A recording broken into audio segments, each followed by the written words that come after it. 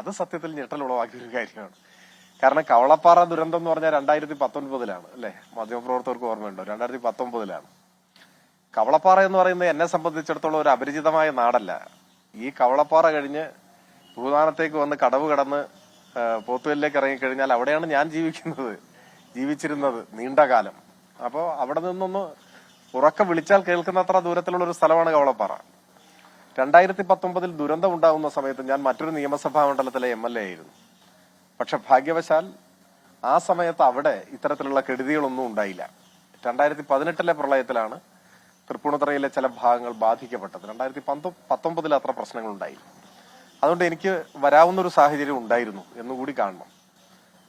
ഈ വാർത്ത പുലർച്ചെ അറിഞ്ഞ ഉടനെ തന്നെ ഇങ്ങോട്ട് പുറപ്പെടുക ചെയ്തത്. ആ യാത്ര തന്നെ വളരെ സാഹസികമായ ഒരു യാത്രയായിരുന്നു. വേണമെങ്കിൽ സമയമെടുത്ത് നമുക്ക് വിശദീകരിക്കാവുന്നതാണ്. ഇവിടെ എത്തിക്കഴിഞ്ഞപ്പോൾ തന്നെ ചന്തക്കുന്ന് കഴിഞ്ഞ് വെളിയന്തോട് നിന്ന് കരിമ്പുഴയിലേക്ക് ഞാൻ തോണിയിലാണ് ഈ റോഡിലൂടെ യാത്ര ചെയ്തത്. കാരണം ഒരാൾ പൊക്കത്തിൽ വെള്ളമായിരുന്നു. അത് വാഹന ഗതാഗതം എല്ലാം സ്തംഭിച്ച് സാഹസിക യാത്ര നടത്തിയാണ് അവിടെ എത്തുന്നത്. അത് പോട്ടെ, അത് നമ്മുടെ ഒരു അനുഭവം എന്ന് വെച്ചാൽ മതി.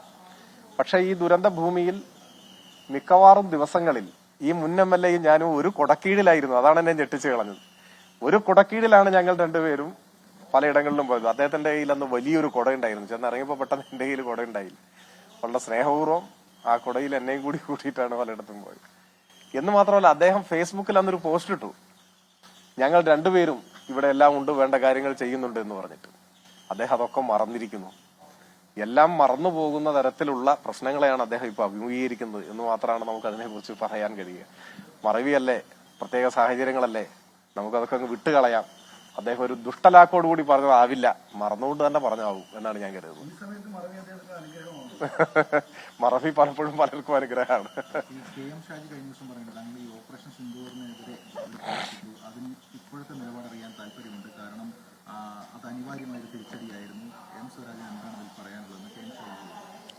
ഷാജി അങ്ങനെ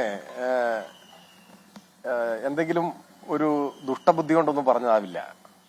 ഒരു തെരഞ്ഞെടുപ്പല്ലേ, തെരഞ്ഞെടുപ്പിൽ അത്ര രസത്തിലല്ലാത്ത മുന്നണിയിലെ ഒരു കക്ഷി മത്സരിക്കുമ്പോൾ ഞങ്ങളുടെ പൂർണ്ണ പിന്തുണയുണ്ട് എന്ന് വരുത്തി തീർക്കാൻ വേണ്ടി ഇങ്ങനെയൊക്കെ പറഞ്ഞാവുന്നേ ഞാൻ കരുതുന്നുള്ളൂ. കാരണം ഷാജിക്ക് എന്നോട് അങ്ങനെ എന്തെങ്കിലും എതിർപ്പോ വിരോധമോ ഒന്നുമില്ല.